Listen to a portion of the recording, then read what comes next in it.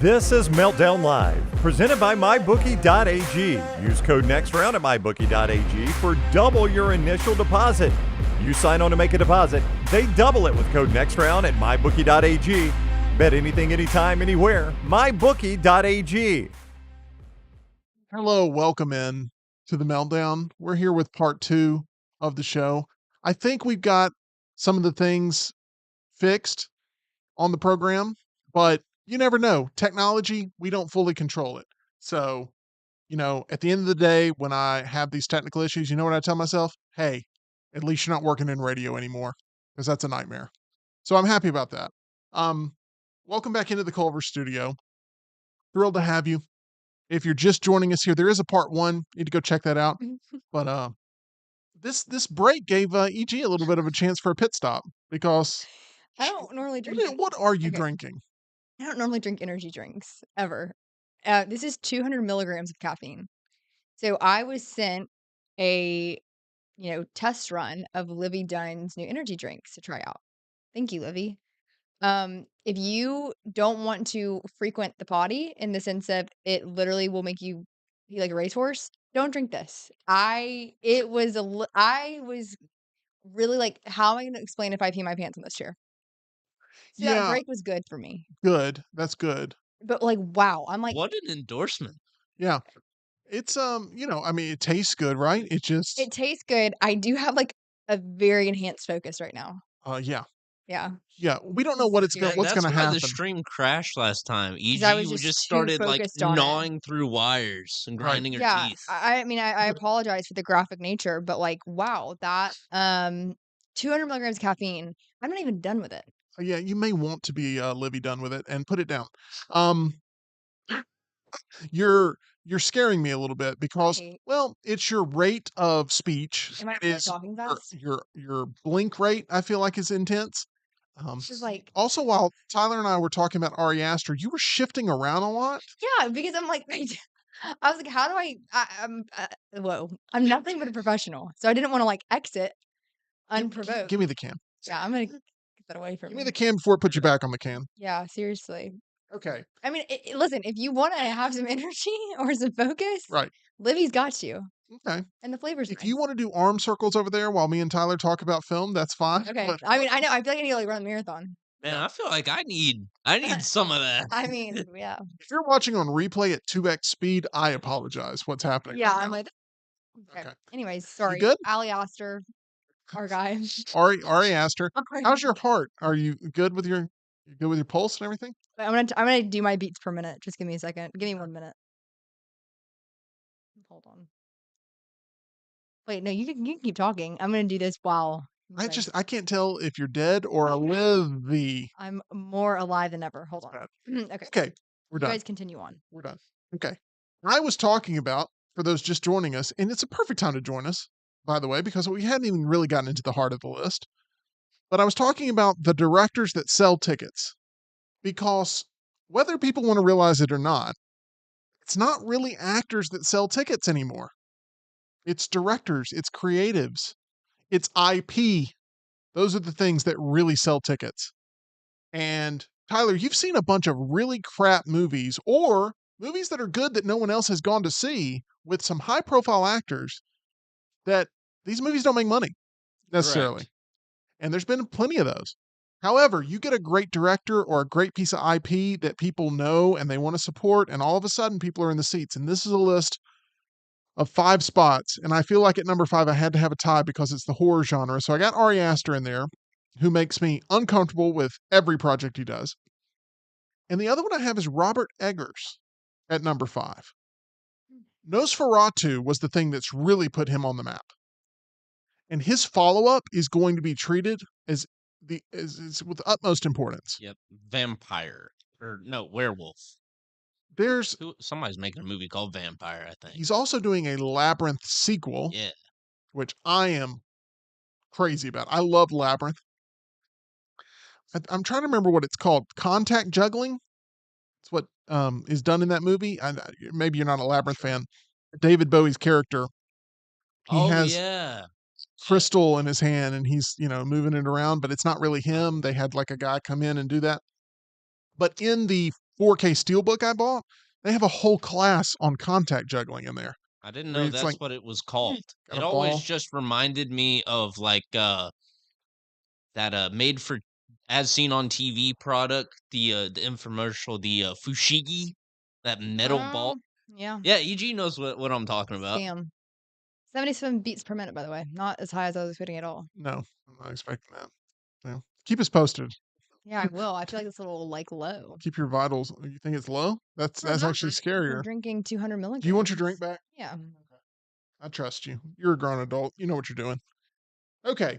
So Robert Eggers, he does period pieces for sure. He likes to stay in a certain time frame. His werewolf movie is going to be set in the 13th century, London. And that's just a Robert. I mean, come on. You want a cold night walking into the theater. A little fog. It's dark, a little bit of London fog.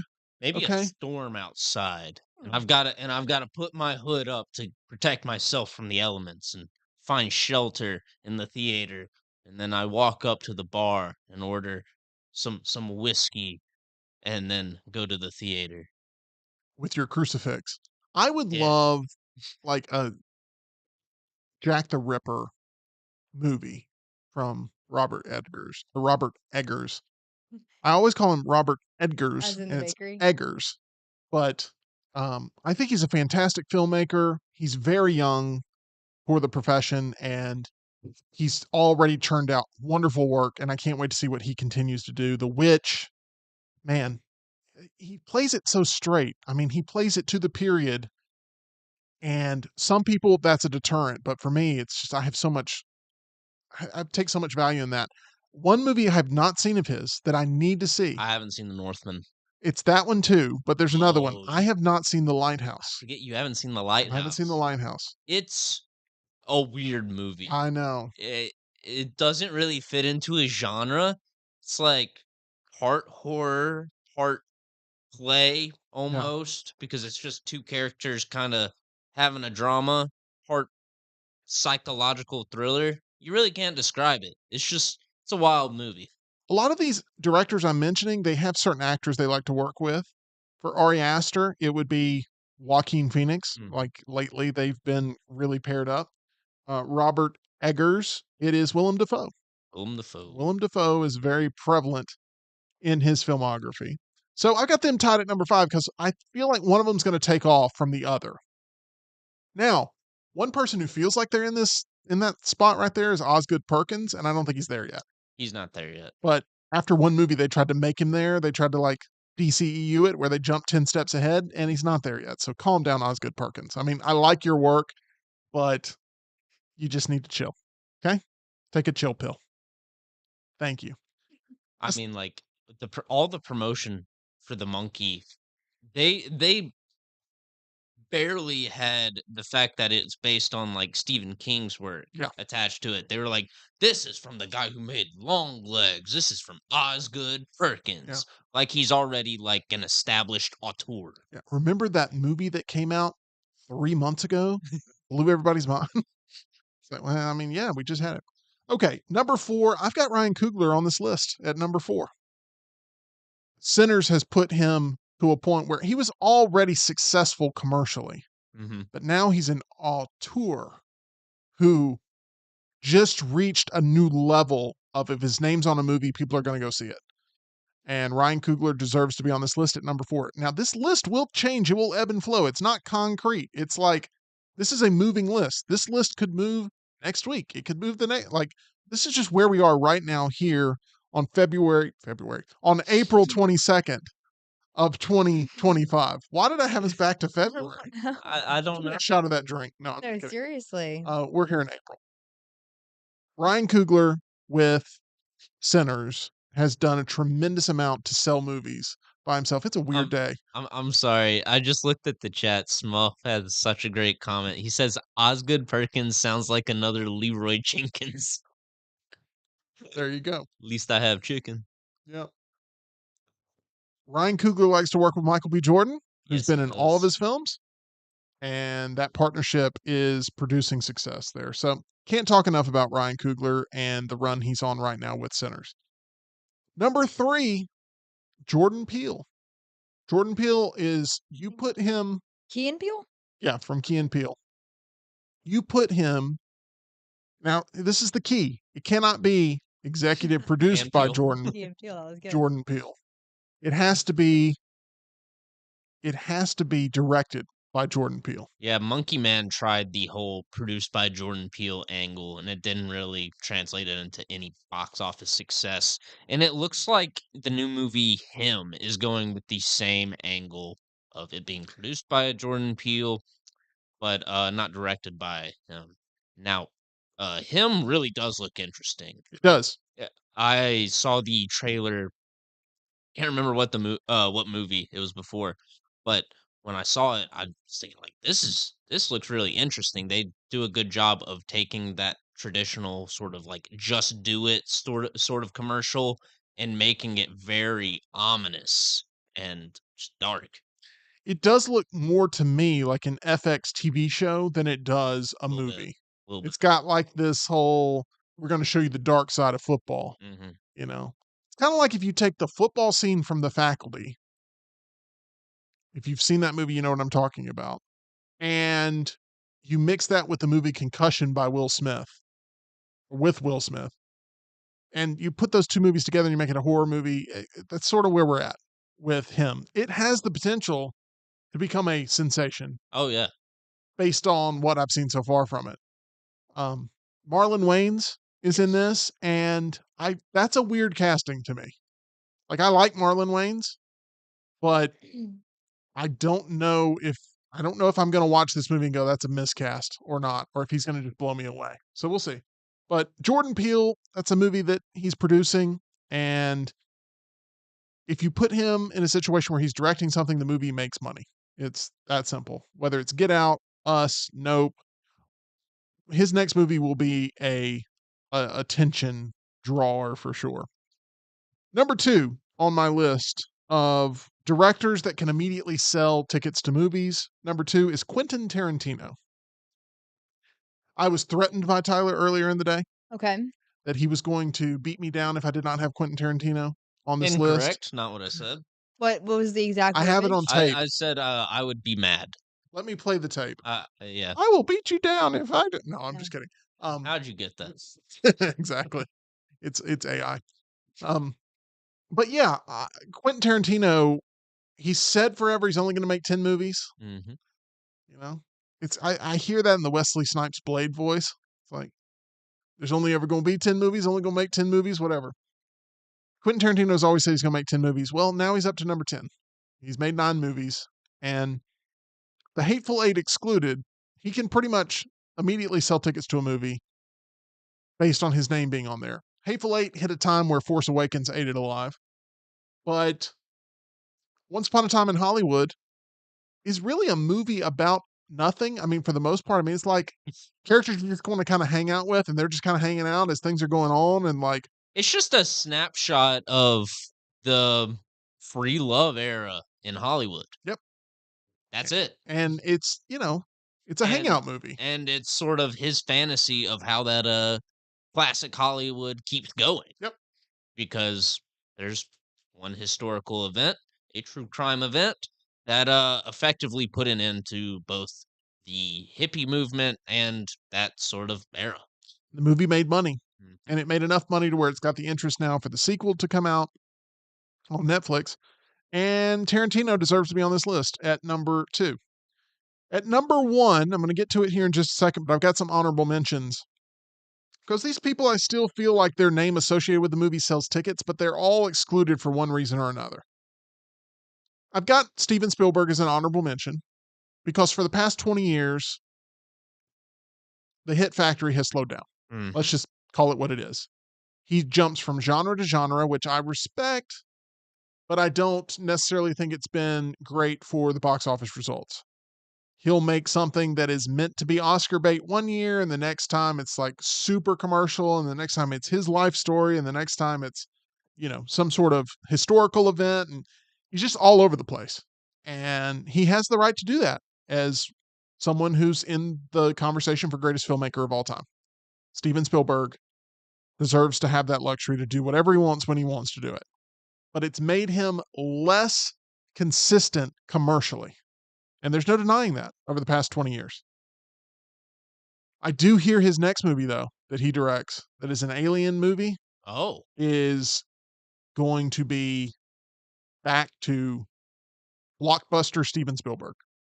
I haven't heard about this. Yeah. It's going to be back to the hit factory for Steven Spielberg here soon.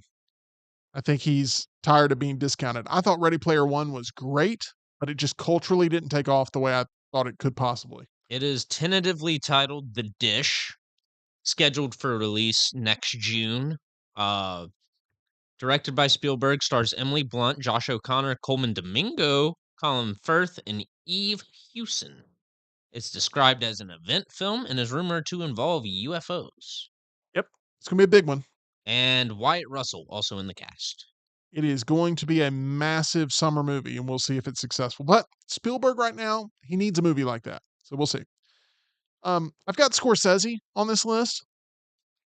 Obviously, Killers of the Flower Moon was not a big commercial success. People who are cinephiles will see anything Scorsese puts out. He's still a monumental director, especially with the talent that he's able to work with directing-wise. We talk about directors that like to work with specific talent. I believe he's got the greatest actor in his arsenal, which is Leonardo DiCaprio. At least some people will be like, well, Daniel Day-Lewis, I mean, he's kind of been in retirement. Now he's kind of talking about coming out of retirement, but he's not consistent. Also, this might be a hot take. Yeah. Overrated? I think he's overrated. Yeah. He's great. This is like one of the few movie takes that like I agree with Brown wholeheartedly on when we talk movies on TNR, is that a lot of Daniel Day-Lewis performances, he's great. He's classically trained. You can tell he really immerses himself in the role. It just never really it never really hits with me. Brown, Lincoln affected Brown in some negative way that he's Yeah. not been able to shake. And It I really think did. I think Lincoln is a solid historical film. And Brown, it really has upset him for some reason, Lincoln has. And that's why I guess refuses to see Jurassic Park for the first time. I like There Will Be Blood, all right. I Drink Your Milkshake. I like that one. And thought Gangs of New York was the most disappointing film I've ever seen. I don't like that movie either. Directed by Martin Scorsese. Mm-hmm. So there we go. And then this one is commercially should be on the list 100%, Mm-hmm. but they make one type of movie. And they have the opposite of the Spielberg, right? Spielberg makes 20 different types of movies and they're all just like, okay, that's good. It's a Spielberg movie, but get back to making something that's really culturally significant. This person continues to dominate the box office charts, but they're just making Avatar movies, and that's James Cameron. Okay? James Cameron, what he's done in his career blows my mind.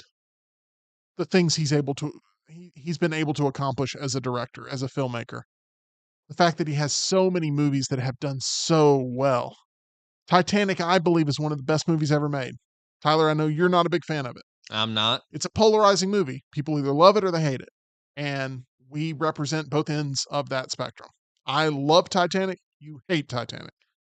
But what James Cameron did to make that movie all these years later, still there in the top 5, top 10, whatever it is right now, I think it's top 5 all time still. That's amazing what he was able to accomplish there with that film. But the Avatar movies, which I believe are like the top 2 grossing movies of all time now or something like that. I think so. I should have done my homework on a little bit more of the official list, but still, like, everyone doubted that 15 years later he could produce an Avatar movie that would topple the first one. And it didn't topple it, but I mean, it's right there in the conversation. And so what's the next Avatar movie going to do? I mean, are people going to bet against it too? People show up to see these movies.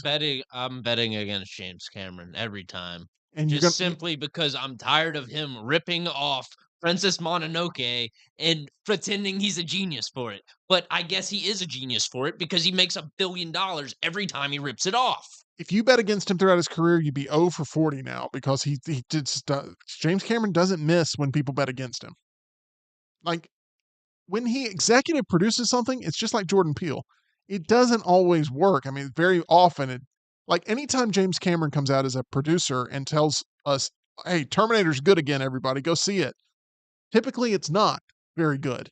Don't fall for it because James Cameron's pulled that ruse a lot. I will never believe anyone that says No. Terminator is good again. Yeah, no, no. There's been 2 good Terminator movies. There will always just be 2 good Terminator movies.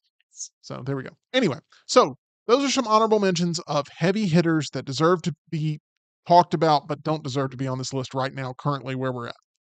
So, can I throw out a suggestion? Sure.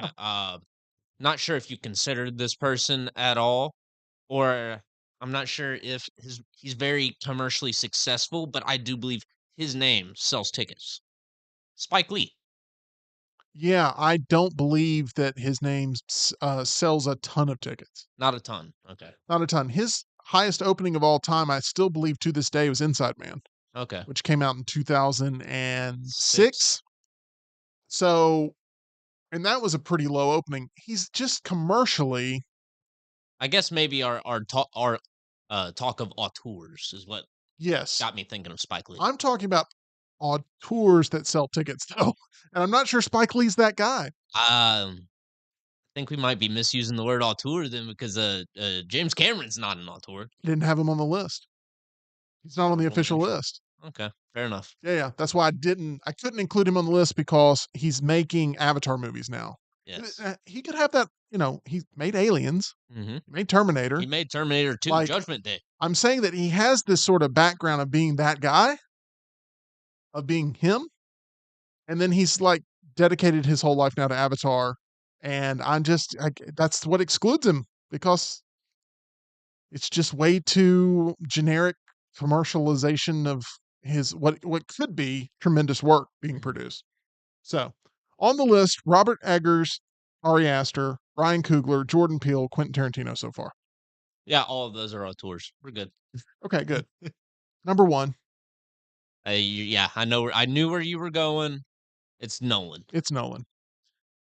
You know and I know, the minute that a teaser comes out or a trailer comes out, it's gonna be the equivalent of a Grand Theft Auto 6 type rollout for any Nolan film. Nolan has won over just about everybody. All different age demographics, male, female, all different races. He sprays the board when it comes to appeal and draw. And it's because when you purchase a ticket to his film, you know you're getting quality. It may not be your favorite Nolan film of all time. It may not be in your top 3, but you know you're getting a quality production that is unique, has some original thing that's going to make you think. And is also an event. It's an event. It's innovative. The behind the scenes of how they made it is just as interesting as going and sitting down opening night. The way he discusses each project with so much heart and passion, he gets to call a shot and do whatever he wants right now. And you're usually getting a pretty good score from Hans Zimmer. Absolutely. You are getting some great work there. Or Ludwig Göransson, who just did Oppenheimer. the Sinners. He also did Oppenheimer, and that's a fantastic score. The Odyssey is going to be probably going to be my most anticipated of the year because it's got Nolan attached to it. Oppenheimer was my most anticipated of the year. Love that movie. Saw it 6 times in the theater. And Ryan Coogler, who's on my list, we talk about with Sinners a lot. Who was his first call about how to shoot Sinners? It was to Christopher Nolan. And he was able to figure out how to use these IMAX cameras when they started talking about how this was going to be a premium format. And Well, if you want to know about IMAX and premium format, Nolan's your guy. dude invented, Yeah. the first movie that was shot with IMAX cameras, sequences with IMAX cameras, The Dark Knight. And those scenes absolutely rip on the screen. And you can see when that happens. And then he's like, well, what if we start shooting whole movies with IMAX cameras and that kind of stuff? So, like, what Nolan taught Coogler about how to use these cameras, which are very expensive, very loud, go through a lot of film. Like, those 2 guys, if you watch Sinners in the credits, he has a special thanks section of the credits, and in there is Christopher Nolan. So, the fact that Sinners has a tie to Nolan makes me even a bigger fan of it. So Christopher Nolan, number one. Nothing else needs to be said about just how special of a filmmaker he is. And right now, anything he does is a huge event that immediately sells tickets. Immediately. So there we have it. There's my list of current filmmakers, quality, selling tickets, good stuff. A lot of them have a chance to move up, move down. We'll see who joins this list too, but that's where I'm at currently. I want to remind you about our tours of dental profession. Yes, that is Dr. Jeff, Dr. Brian, and Dr. Nolan over at Alabama Dental Associates, providing you all sorts of services when it comes to staying on top of your dental health, whether you have that nagging toothache. Ow, my tooth hurts. What do? I'll tell you what you do. You call Alabama Dental Associates. Oh man, what's this? I just chipped my tooth. What do? You call Alabama Dental Associates. Easy as that. If you have any sort of mouth issue, you know who you call? Alabama Dental Associates. That's who you call. They're accepting new patients now and can help you feel at ease about all of your upcoming dental procedures. Or who knows, maybe you're like, I feel good. I haven't needed a dentist for a while here. I'm fine. Look, you don't want to wait To need one. to have one there, and go ahead and get looked at there in your mouth at Alabama Dental Associates, 205-956-8977, or visit alabamadental.com, where they look forward to seeing you. Speaking of mouths, there's a segment we have not done on the show in a long time, which we are going to do today. It is going to bring EG a lot of joy. Is it fine-tuned fortunes? Fine-tuned fortunes are happening. Goodness, Tim. I have been waiting for this for months. This is the day. Thank goodness. I didn't want to tell you because I wanted it to be a genuine surprise. But we have 4 Nasty. fortunes. What I need, Tyler, is for you to pick somebody in the chat that needs a fortune in their life. If you would like to volunteer yourself, let us know in the chat. The way this works is I have a very special gift that has been bestowed onto me It really has been. of being able to look at a fortune cookie from the outside and know immediately who that fortune cookie belongs to. And I have a hit ratio in this room, in the Culver Perfect. studio, that is literally perfect, minus the fact that one of them was very painful for Tyler, and we haven't had Chinese food since. Yeah. Agreed. So we all know the episode. There's no reason to bring it up.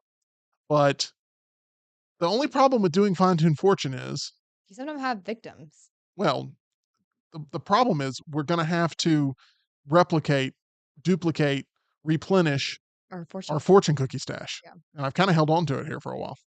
So anyway, Hunter has volunteered as tribute, and I happen to know for a fact he's been dealing with some bad luck in his. He got all his luck last night. He has to live in Raccoon City, so also, I want to give EG a chance here to address something that's in the chat. Which is? Jeff writes in, is EG okay? Awfully quiet. Yeah. No, Yeah. I'm good. Everything's good. Yeah, thank you, Jeff. Yeah, Good. all is well. We'll see after the fortune, though. Yeah. But I want to give you a chance to address that. Yeah. And we're also hearing from people in our area here about how bad the storms are right now. Yeah, the building is shaking.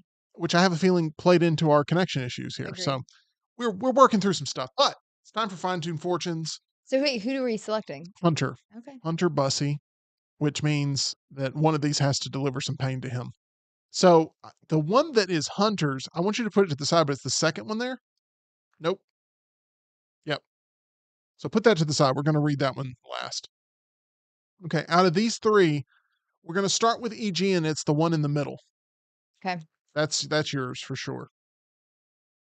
I hope this is like inflicting justice on whoever stole my Dyson. What if it says like you will soon have revenge for a theft in your life or something like? I'm always nervous that I'm going to miss one day, but I haven't yet. What does this one say? Look around yourself. Your answer is nearby. That means that the person who stole Is your nearby. Dyson. And I found out yesterday it was a resident, not the UPS driver. Tyler. That is so weird. That is like, but that also is very encouraging that the answer is going to be soon. I hope it's not lightning Oh nearby. my gosh. Surprisingly, that did not kill us, or kill the stream rather. Yeah, no, we are safe inside. Wow. This is My brain spooky. isn't working. I Okay, told you. wow. I know. I'm telling you. This is how many times have I predicted what cards are going to come out next? Way too often Yeah. for my liking. Okay, that is very encouraging. I'm on a kind of a, witch hunt to find who stole my Dyson, and I'm getting closer. Whoever, if you're watching, I'm coming. I knew for a fact that one was yours. Okay, the one closest to you, that is Tyler's. Okay.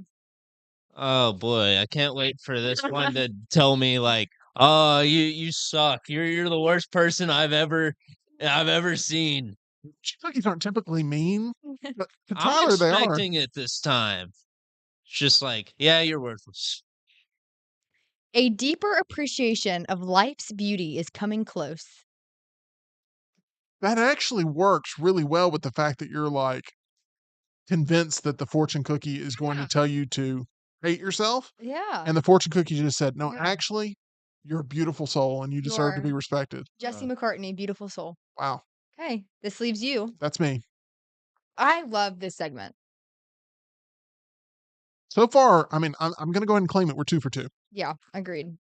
Now, it depends on what this one is. If we get this one and it would have worked better for one of the others, I'm willing to admit it. And we've still got Hunter's fortune. Oh, Hunter's is going to be ravenous. You will be able to overcome a difficult work situation. Thank you very much. You're welcome. I appreciate that. Okay. And now, here's Hunter's. Okay, Hunter. Continue to play pocket fours. That's what it's going to say. Literally. Oh, a little difficult on the exit.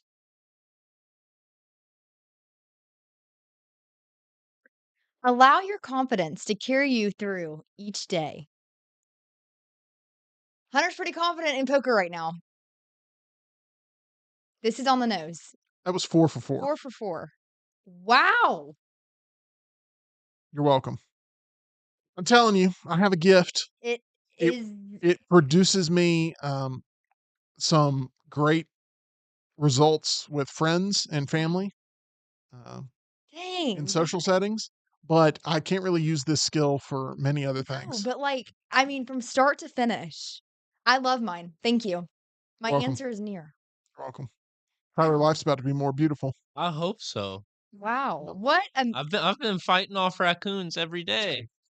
well, life I want to get some sleep. There we life go. is getting beautiful, people. Wow. Okay. And then, Hunter is telling him to continue to be confident. And Let your confidence carry you, Hunter. I mean, last night, Wondered. how much confidence did he exude last night? And then it's saying, hey, keep that up. So Keep it up. there you go.